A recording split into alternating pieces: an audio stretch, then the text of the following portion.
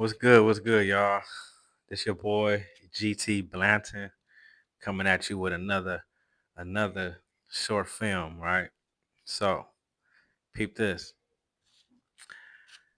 Don't straddle the fence, right? Don't straddle the fence, y'all. If you are involved in extracurricular activities in the streets, you know, you got to learn how to separate that from your home.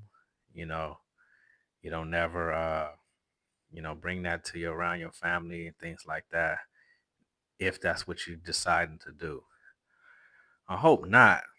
However, it is what it is. Youngsters out there, older gentlemen, old guys, old men, everybody doing whatever they feel is necessary, right? So shout out to everybody that's going through something out there in the streets because it's definitely unforgiving, right? So story time, right? So throughout my life thus far, I've done, I think I like to say I lived a lot of different lives, man, and early on, when it was still like crews like in LA, I'm from Cali, from Los Angeles, Cali, grew up on the east side, grew up in South Central, grew up in Inglewood, you know, shout out to Watts, you know what I mean? So, it was a lot of crews. So this one like crew I used to be from was called 304s, right? And my partner had, saying he had like introduced me to it. Now, mind you, I'm like in the ninth grade at the time. And I was like, all right, cool. You know what I'm saying? He was kind of told me, yeah, man, we just be like hustling. We be getting girls and, what I'm saying, making money and throwing parties. And hey, girls, parties, I'm in. So we used to kick it on Hazel and La Brea in LA, well, in Inglewood, right? So now, little do I know that, 304s, right? They was like making a big name for themselves. And just like a lot of crews do, man, they start getting into it with other crews. And then next thing you know, somebody is fighting. Fight leads to knives and bats. And then all it takes is somebody to bring a pistol. And now that crew is lightweight banging. However, a lot of these crews was congregating in real hoods. You feel me? So that was presenting a huge problem in LA. A huge problem. Even the Mexicans, they had to go through it too. You know what I'm saying? So at this time, right, I'm uh I'm from Hazel Street 304s. And we chilling on the block. So then some of the homeboys was on Market Street and they got into it with, I think it was a crew called, man, what was they called? Man, I can't even think of the name, but I remember the dude. The dude name was Genghis, right? Now Genghis was like, he was active. I don't even, and the thing about it, I used to see Genghis time to time. And I used to see his partner named Bone. I like, cause I was young, but I used to see him. And they used to see me, but I'm hanging with the 304. So, you know what I'm saying? It's like it just, that's what it was. Now this is like 92. You see what I'm saying? 93. And I didn't know, and that was just the naiveness in me. I did not know like the depth, like what 304s was getting themselves into. I don't know if the homie knew, but I didn't know. You know what I'm saying? And to any youngster out there, it's your responsibility to find out what's going on. It ain't your homies. It ain't nobody, man. You gotta see what's peep game and peep game what's going on, man. You know what I mean? Because it could be detrimental to you, right?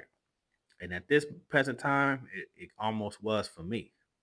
So We chilling on a block, and they was like, "Yeah, we just got into it. That nigga Genghis and this and that." And and I'm like, okay, like I'm not tripping. I'm just like, just with the homies. You know what I'm saying? So next thing we know, Genghis walk is walking up on the block. So somebody looked up and it was like, there you go right there. And it was like, Genghis where? Man. So one of the homies start running up to him. And we was like, no, no, don't run up to him. Man, Genghis put out the little Deuce 5 or Duke whatever and start bucking. I'm talking about super close, maybe 20 feet away from us. Baka baka baka baka baka baka baka baka baka baka baka baka baka. We like, oh, we ducking and dodging, and I hear bullets popping off the car, ping, ping, ping, ping. You know, he came and bust on us, man, and because that's what he was on, right? And man, so one of the partners he got hit in the foot, and after that, 304s just start banging. It was like 304 gang now. And it was no more 304s like partying. It was like 304s gang, right? So uh I ended up getting a pistol from my folks who was from Harlem, you know what I'm saying, Dinker Park, 35th Street. And yeah, I had the 9 shot 38, and I kept it on me. And shout out to my partner named Fantasy. Rest in peace, Fantasy. He transitioned way when we was young. But yeah, just growing up, it was it was out of control, but it was fun too, man. I ain't even gonna hold you. It was fun too, but yeah, the '90s was very wild, man.